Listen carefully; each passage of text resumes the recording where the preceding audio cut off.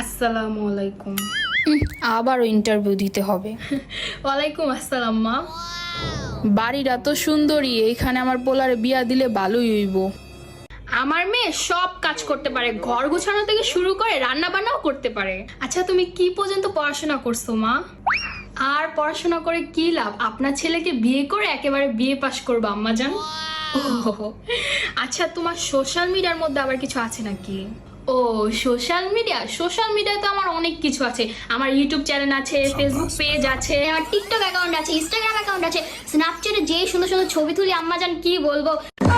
এদিহি শয়তানেরও বড় শয়তান। শোনো মা, আমার কিন্তু আবার একদমই বকাঝকা পছন্দ না, তুমি কিন্তু আবার বকা দিও না। আরে না না আম্মা, আমি বালছালের কথা বলি না। এটা আমি কি কইলাম? আচ্ছা আপা আমি আসি তাহলে। আপা কিছু খেয়ে যেতেন? না না আমি কিছু খাবো না, আমি আসি। এই বালের দিয়ে আর কিচ্ছু হইব না, বুঝছি।